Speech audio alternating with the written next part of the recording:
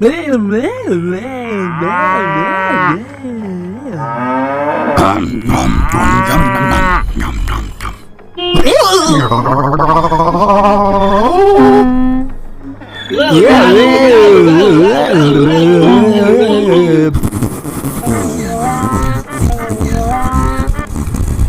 yum yum yum yum yum yum yum yum yum yum.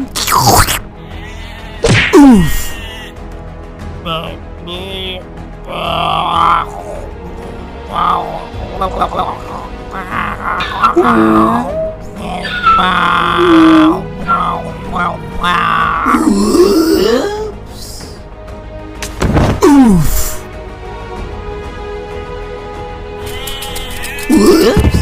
Joseph, Jacob's son through Rachel, brought his father a bad report about his brothers after tending the flocks with them.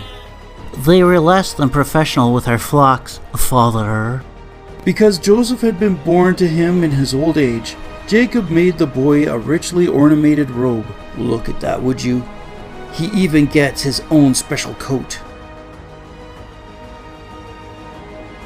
No doubt which of us is father's favorite.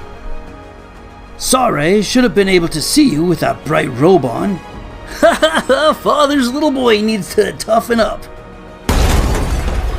But God gave Joseph a dream.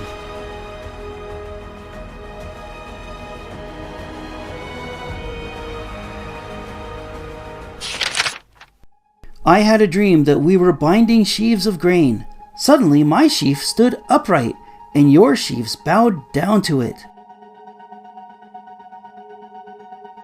Joseph's coat annoyed his brothers. But what makes us mad are the things that Joseph tells us of, the dreams he's often had. I dreamed that in the fields one day the corn gave me a sign. Your 11 sheaves of corn all turned and bowed to mine. My sheaf was quite a sight to see, a golden sheaf and tall. Yours were green and second-rate, and really rather small. This is not the kind of thing we brothers like to hear. It seems to us that Joseph and his dreams should disappear. I dreamed I saw 11 stars, the sun, the moon, and sky. Bowing down before my star, it made me wonder why. Could it be that I was born for higher things than you? A post in someone's government, a ministry or two. The dreams of our dear brother are the decade's biggest yawn. His talk of stars and golden sheaves is just a load of corn. Not only is he tactless, but he's also rather dear. For there's 11 of us and there's only one of him. The dreams, of course, will not come true. That is, we think they won't come true. That is, we hope they won't come true. What if he's right all along?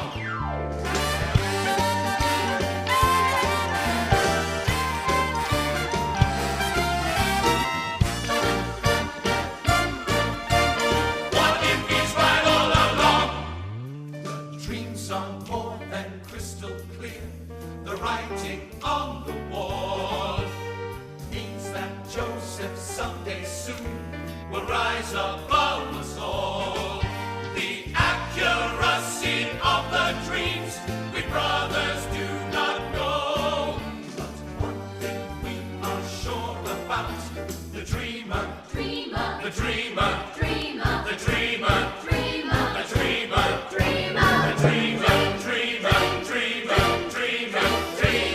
has to go. So you intend to rule over us? Do you think you will have authority over us? You dream while we work. Listen, I had another dream I need to tell you about.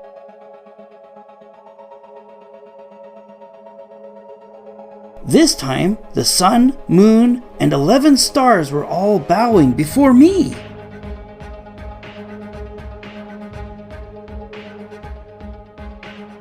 Would your mother and I and your brothers actually come and bow down before you? We told you, Father, all dreams and no work.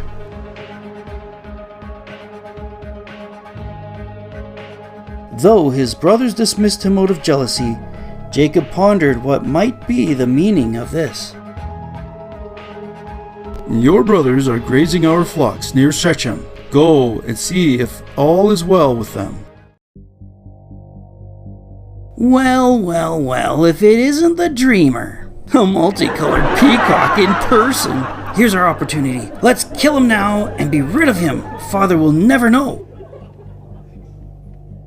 No, not his life. Let's just throw him into the cistern. For Reuben planned to come back later and rescue the boy.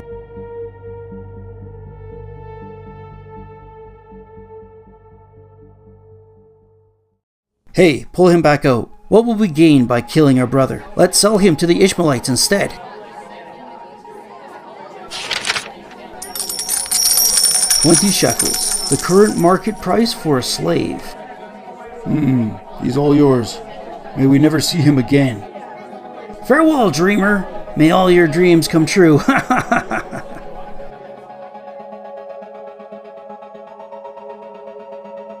Judah, where's the boy? You missed it. We sold the brat. Here's the plan.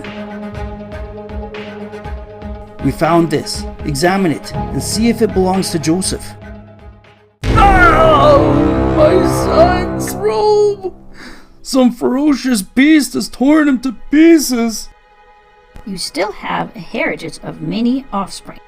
No, in mourning I will go down to the grave. The Midianites sold Joseph to a wealthy Egyptian, Potiphar, who was captain of the guard.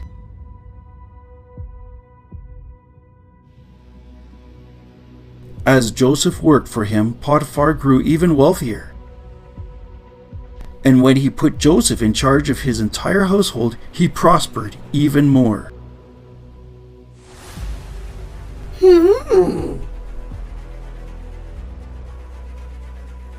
Young man, come and sleep with me. It will be an experience you will never forget. Your husband has entrusted this household into my care. How could I do such a wicked thing before God? Day after day, Potiphar's wife pursued Joseph, but he refused to even be near her.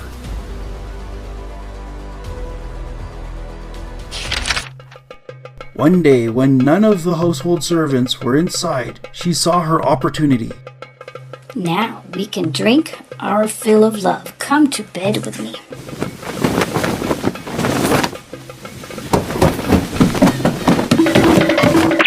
Help! Help!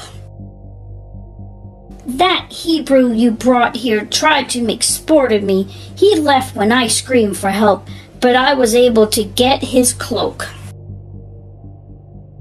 Only one place is fit for him. Take him to the royal dungeon, now!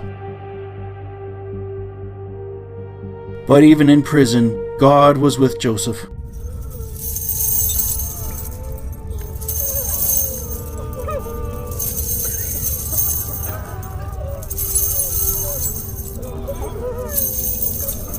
I cannot believe the report that brought you here. You care for those in need. You make sure the food is rationed fairly, and don't keep any extra for yourself. I appoint you steward of this entire royal prison. You will now report only to me.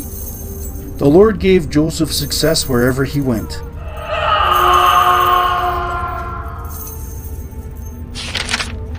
Pharaoh is angry at their insolence and commands both his royal baker and his royal cupbearer to the dungeon. How can you bear to be in this rotten hole of an existence? I have learned to be content wherever I am. It is something my God has taught me. Which God? Whichever one it is, he certainly has forgotten about all who live here. The king has a terrible nightmare vision.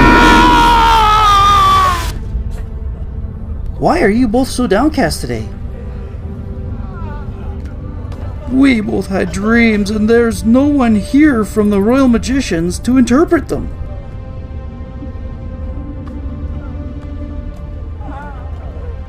Do not interpretations belong to God? Tell me your dreams. I saw a vine with 3 branches of grapes. I squeezed the grapes into Pharaoh's cup and gave the cup to Pharaoh.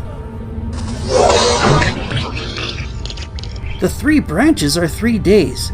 In 3 days, you will be lifted up into service for Pharaoh. Just remember me to Pharaoh, for I was carried here by force from the land of the Hebrews, and I am in this prison unjustly accused.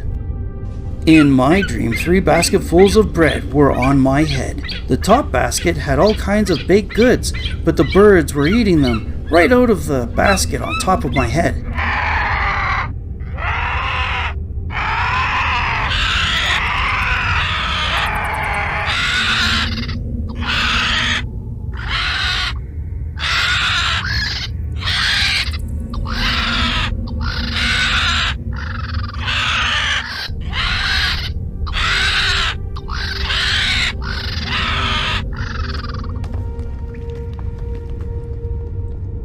The 3 baskets are also 3 days. In 3 days, Pharaoh will lift off your head by hanging you on a tree, and all the birds will eat away at your flesh. Joseph's interpretations came true, but the cupbearer did not remember Joseph when he returned to service.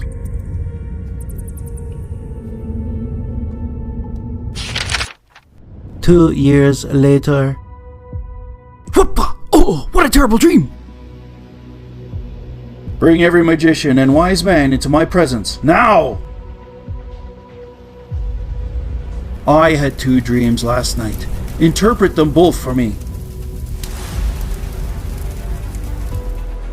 In my dream, I saw 7 healthy, sleek cows grazing among the reeds of the river.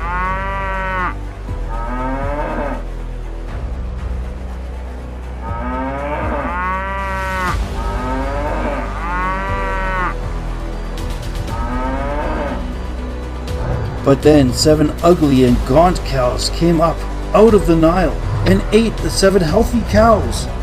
Then I woke up.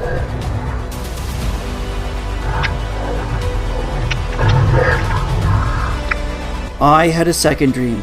I saw 7 healthy heads of grain growing on a single stalk.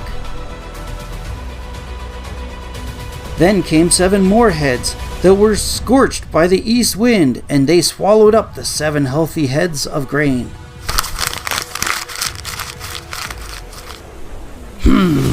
Oh, so strange. Yeah. Hey, what did you just say? What do you think of this?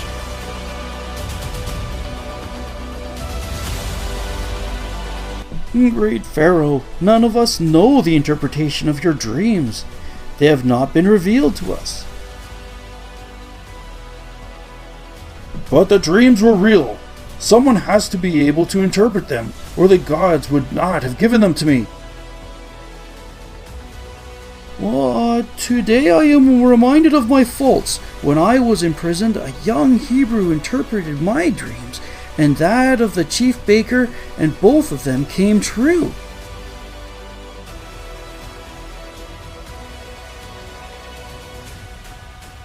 Then bring him to me. I am told that you can interpret dreams. I cannot, but God can give Pharaoh the answer he wishes for. The dreams of Pharaoh are one and the same. God has shown you what he is about to do. The 7 healthy cows represent 7 good years, and the 7 gaunt cows are 7 years of famine that are to follow. Likewise with the 7 ears of grain.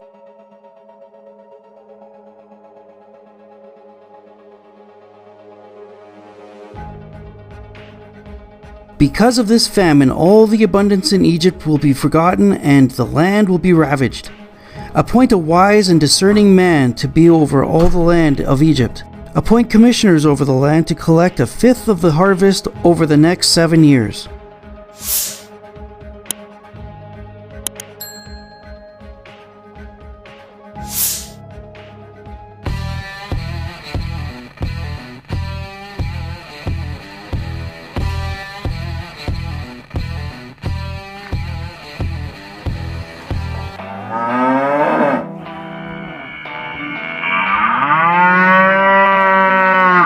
In this devotional, I'm going to share with you 3 thoughts from Genesis chapter 37, verses 5 through 11, where I'll ask the question, why are Joseph's dreams important? Genesis 37, verses 5 through 11 says, Now Joseph had a dream, and when he told it to his brothers, they hated him even more. He said to them, Hear this dream that I have dreamed. Behold, we were binding sheaves in the field, and behold, my sheaf arose and stood upright. And behold, your sheaves gathered around it, and bowed down to my sheep. His brothers said to him, Are you indeed to reign over us? Or are you indeed to rule over us? So they hated him even more for his dreams and for his words. Then he dreamed another dream and told it to his brothers and said, Behold, I have dreamed another dream. Behold, the sun, the moon, and 11 stars were bowing down to me. But when he told it to his father and to his brothers, his father rebuked him and said to him, What is this dream that you have dreamed? Shall I and your mother and your brothers indeed come to bow ourselves to the ground before you? And his brothers were jealous of him, but his father kept the saying in mind.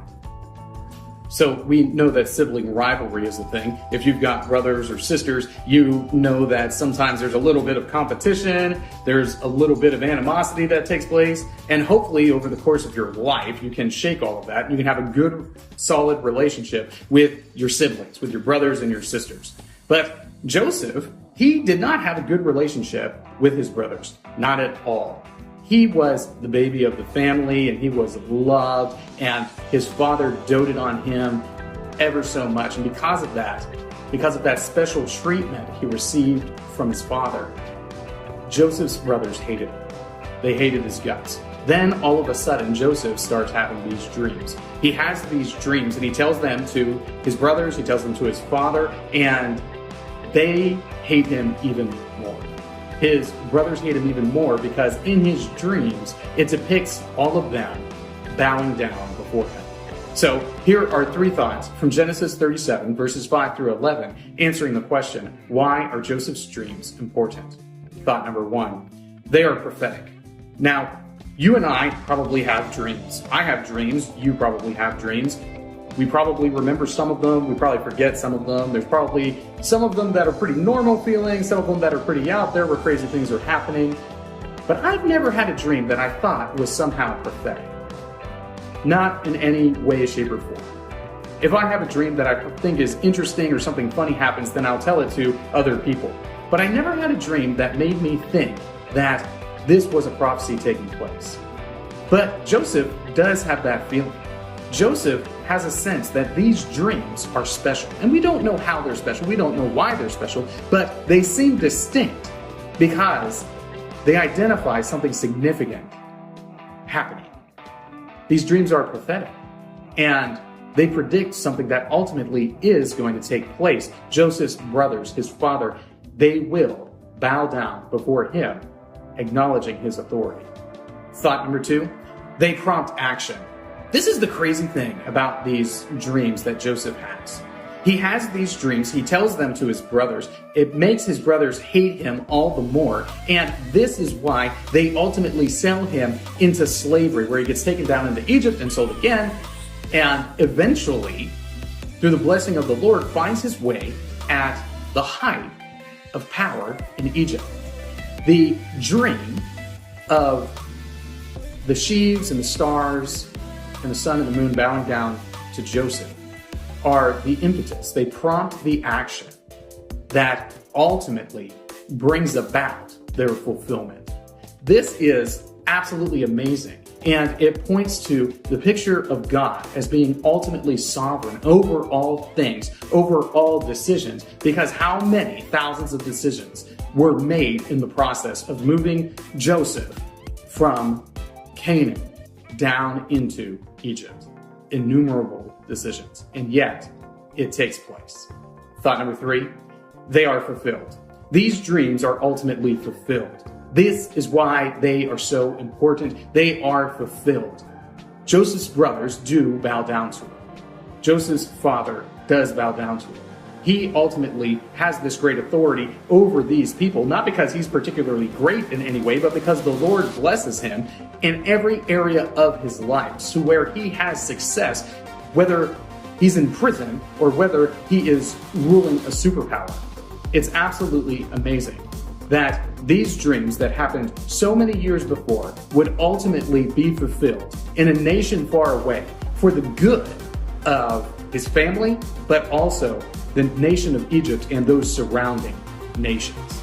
These three thoughts come from the assigned reading of Genesis chapters 36 through 39. May God richly bless you. Goodbye for now.